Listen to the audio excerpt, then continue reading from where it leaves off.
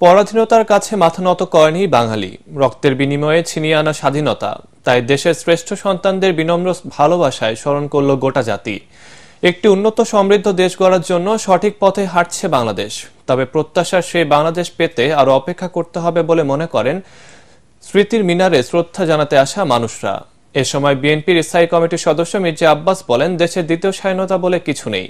অন্যদিকে জাতীয় নাগরিক পার্টির আহ্বায়ক নাহিদ ইসলাম বলেন, ৭১ আর ২৪কে যারা আলাদা করতে চায় তাদের উদ্দেশ্য সৎ নয়। সাভার জাতীয় স্মৃতিসৌধ থেকে ফিরে এমদাদুল হকের ক্যামেরায় রিপোর্ট করছেন হুমায়ুন চিস্তি। ৫৫ বছরে পা দিল স্বাধীন বাংলাদেশ।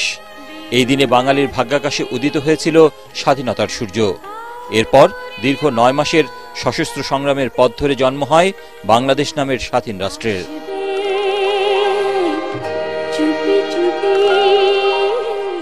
৩০ লক্ষ মুক্তিযোদ্ধার জীবন আর ২ লাখ মা বোনের সম্ভ্রমের বিনিময়ে পাওয়া এই স্বাধীনতা শুধু ভূখণ্ড, মানচিত্র আর পতাকাতেই সীমাবদ্ধ ছিল না, ছিল দ্বিজাতিতত্ত্বের বিপরীতে ধর্মনিরপেক্ষতা, পুঁজিবাদের বিপরীতে সমাজতন্ত্র, গণতন্ত্র আর পাকিস্তানি জাতীয়তাবাদের বিপক্ষে বাঙালি জাতীয়তাবাদের বিজয়।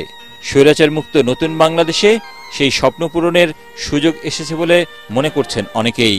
মুক্তিযোদ্ধারা যে বাংলাদেশের স্বপ্ন দেখেছিলেন, আমার মনে হয় সেই স্বপ্ন পূরণের একটি স্কোপ তৈরি হয়েছে। অভ্যুত্থানের মধ্য দিয়ে যে নতুন পরিস্থিতি তৈরি হয়েছে, একটা সুযোগ তৈরি হয়েছে, এই সুযোগ যাতে আমরা হারিয়ে না ফেলি। ২৪ গণ অভ্যুত্থান পরবর্তী যে সম্ভাবনার দ্বার, বৈষম্যহীন সমাজ গড়ার এবং ন্যায্যতার প্রশ্নে জাতি একভূত হবার যে সম্ভাবনার দ্বার উন্মোচন হয়েছে। আমরা হয়তো আমাদের অধিকারটা ফিরে পাবো, কথা বলার অধিকার, আমাদের ভোটের অধিকার, আমাদের গণতান্ত্রিক অধিকার। শহীদদের শ্রদ্ধা জানাতে আসা মানুষরা বলছেন, যেসব অপশক্তি আমাদের স্বাধীনতা, মুক্তিযুদ্ধ, জাতীয় সঙ্গীতকে বিতর্কিত করতে চায় তাদের রুখতে হবে এখনই।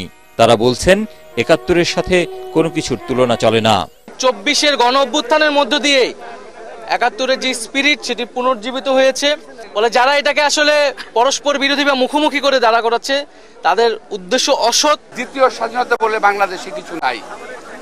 যারা বলে তারা আজকের স্বাধীনতা দিবসকে একটু খাটো করতে চায়। দুঃশাসনের শৃঙ্খল ভাঙা পরিবর্তিত দেশে রাজনীতিবিদদের কণ্ঠে উঠে আসে সংস্কার ও নির্বাচনের প্রসঙ্গ। বলছেন, দেশের অগ্রগতির জন্য রাজনৈতিক ঐক্যমতের কোনো বিকল্প নেই। নির্বাচন ব্যবস্থা সংস্কার যা যা করা দরকার সেইটা করেই আমরা নির্বাচন চাই। নির্বাচনে যৌক্তিক সময় অ্যাকচুয়ালি সাধারণ মানুষ নির্ধারণ করবে। রাজনৈতিক দলগুলি যদি একটা বৃহত্তর জাতীয় ঐক্য গড়ে তোলে, তাহলে আমরা এখন যে অবস্থায় আছি, জাতির আশা আকাঙ্ক্ষা অবশ্যই বাস্তবায়ন হবে। রমজানে সব শিক্ষা প্রতিষ্ঠান বন্ধ। এছাড়া ঈদুল ফিতরের ছুটিতে রাজধানীর অনেকেই এখন গ্রামমুখী। তাই এবারে স্মৃতিসৌধে শ্রদ্ধা জানাতে আসা মানুষের সংখ্যা ছিল তুলনামূলক কম। মুক্তিযুদ্ধের বীর শহীদদের প্রতি শ্রদ্ধা জানাতে আসা সবাই বলছেন, ৭১-এর চেতনাকে ধারণ করে ২৪-এর বৈষম্যমুক্ত রাষ্ট্র গড়ার প্রত্যয়ে এগিয়ে যাবে লাল সবুজের বাংলাদেশ। আর শেকড়ের প্রতি দায়বদ্ধ থেকে সম্ভাবনার আগামী গড়তে যেমন রাজনীতিবিদদের দূরদর্শিতা প্রয়োজন, তেমনি প্রয়োজন সচেতন নাগরিকদের ঐক্য ও দেশপ্রেম। সাভার জাতীয় স্মৃতিসৌধ থেকে হুমায়ুন চিস্তি, এটিএন বাংলা। ৭১-এর ২৫শে মার্চ কালরাতে ধ্বংসস্তূপ থেকে উঠে মুক্তিযুদ্ধ ও দেশ স্বাধীন করার শপথ নেয় বীর বাঙালি। ছিনিয়ে আনে বিজয়ের লাল সূর্য। স্বাধীনতা দিবসে জাতীয় স্মৃতিসৌধে শ্রদ্ধা জানান রাষ্ট্রপতি মোহাম্মদ শাহাবুদ্দিন ও প্রধান উপদেষ্টা ডক্টর মোহাম্মদ ইউনূস।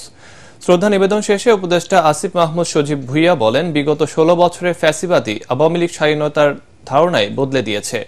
২৪-এর গণ অভ্যুত্থান মানুষের হারানো স্বাধীনতা ফিরিয়ে দিয়েছে। আরো জানাচ্ছেন ইয়াসিন রানা। নতুন সূর্যোদয়ের মধ্য দিয়ে স্বাধীন বাংলাদেশ পা রাখল ৫৫ বছরে। দীর্ঘ এই সময়ে ক্ষমতার পালাবদল, ফ্যাসিবাদের উত্থানে প্রকৃত স্বাধীনতা নিয়ে বরাবরই ছিল নানা প্রশ্ন। ২৪-এর গণঅভ্যুত্থানের পর এবার নতুন এক স্বাধীনতা দিবস পালন করছে বাংলাদেশ। সকাল ৫টা ৫৬ জাতীয় স্মৃতিসৌধে ফুল দিয়ে মহান মুক্তিযুদ্ধের শহীদদের প্রতি শ্রদ্ধা জানান রাষ্ট্রপতি মোহাম্মদ শাহাবুদ্দিন। এ সময় গার্ড অফ অনার দেয় সশস্ত্র বাহিনীর একটি চৌকস দল।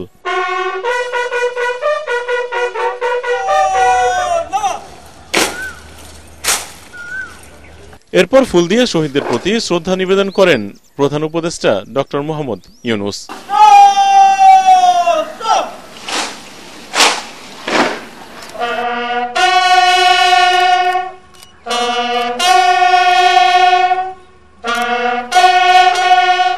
কুশল বিনিময় করেন উপদেষ্টা সহ অন্যান্যদের সাথে।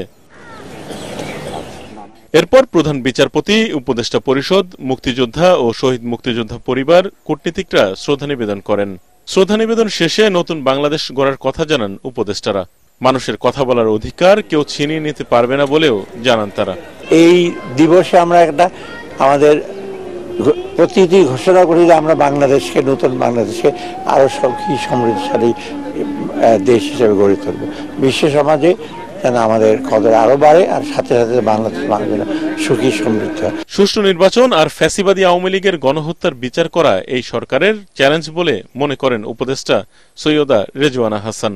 নির্বাচনটা সুষ্ঠুভাবে করে দেওয়া, জনগণের প্রত্যাশা পূরণ করা। আরেকটা বড় বিষয় হচ্ছে, সবসময় আমরা বলি যে এই যে জুলাই অগস্টে যে হত্যাকাণ্ডটা হলো, যে বর্বরতাটা হলো, এইটার একটা সুষ্ঠু বিচার। এখন আমাদের সীমিত সময়ে আমরা অবশ্যই চেষ্টা করব যে মানুষকে এই বিচারের কিছু কিছু রায় যদি মানুষের সামনে দিতে পারি, তাদের মধ্যে যেন ওই আস্থাটা আসে যে সত্যি এই বর্বরতার একটা বিচার হবে। উপদেষ্টা আসিফ মাহমুদ সজীব ভুইয়া বলেন, ৭১-এ যে স্বাধীনতা এসেছে, ২৪-এর গণঅভ্যুত্থান সেই স্বাধীনতা রক্ষায় ভূমিকা রেখেছে। বিগত ১৬ বছরে ফ্যাসিবাদ এই স্বাধীনতার যে কনসেপ্ট সেটাকে নষ্ট করে দিয়ে গেছে। আমরা মনে করি যে দেশের প্রত্যেকটা নাগরিক যতক্ষণ পর্যন্ত না মনে করবে তিনি স্বাধীন, তার বাক স্বাধীনতা আছে, তার ফ্রিডম অফ এক্সপ্রেশন আছে, ততক্ষণ পর্যন্ত আসলে ভূখণ্ড স্বাধীন হয়ে কোনো লাভ নেই। আমরা মনে করি ২৪ সেই স্বাধীনতাকে রক্ষা করেছে এবং ২৪-এর গণঅভ্যুত্থান আবার একটি রক্তক্ষয়ী গণঅভ্যুত্থানের মধ্য দিয়ে ৭১ অর্জিত স্বাধীনতাকে আমরা রক্ষা করার যেই কঠিন লড়াই, সেই লড়াইয়ের একটা অন্যতম ধাপ হচ্ছে ২৪। রাষ্ট্রপতি ও প্রধান উপদেষ্টার শ্রদ্ধা নিবেদনের পর সর্বস্তরের মানুষের জন্য উন্মুক্ত করে দেওয়া হয় জাতীয় স্মৃতিসৌধ। ২৬ মার্চ শুধু একটি তারিখ নয়, এটি অদম্য বাঙালির সাহস, ত্যাগ আর স্বপ্ন পূরণের পথে এগিয়ে যাওয়ার প্রতীক। জুলাই গণঅভ্যুত্থানে তরুণ প্রজন্ম স্বাধীনতার অপূর্ণ স্বপ্ন পূরণে আবারও বুকের তাজা রক্ত দিয়ে গেছে। স্বাধীনতার স্বপ্ন পূরণ আর নতুন প্রজন্মের জন্য একটি বৈষম্যহীন সমৃদ্ধ বাংলাদেশ গড়ার প্রত্যয় সাভার স্মৃতিসৌধে শ্রদ্ধা জানাতে আসা মানুষদের। ইয়াসিন রানা, এটিএন বাংলা, সাভার স্মৃতিসৌধ, ঢাকা।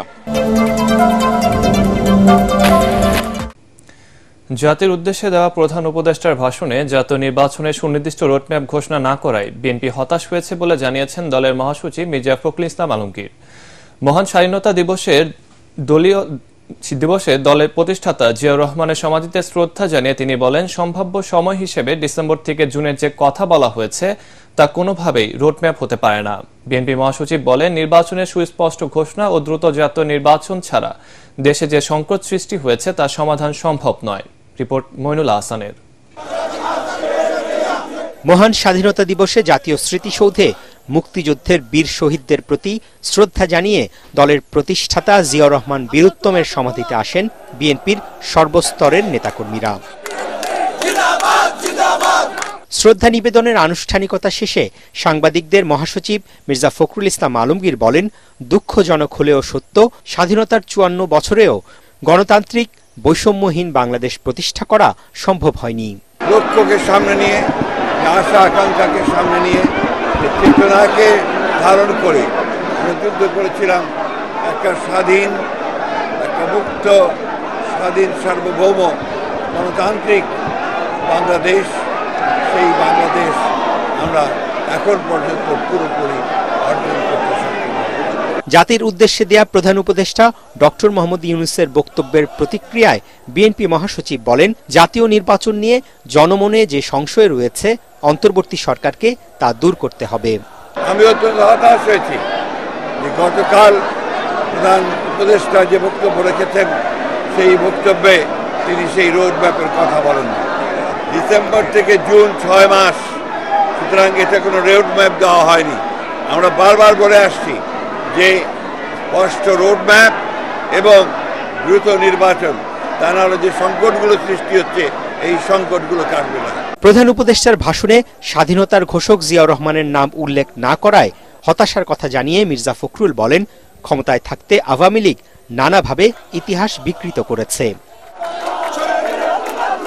এদিকে মহান স্বাধীনতা দিবস উপলক্ষে বিএনপি ও সহযোগী সংগঠন নানা কর্মসূচি পালন করছে।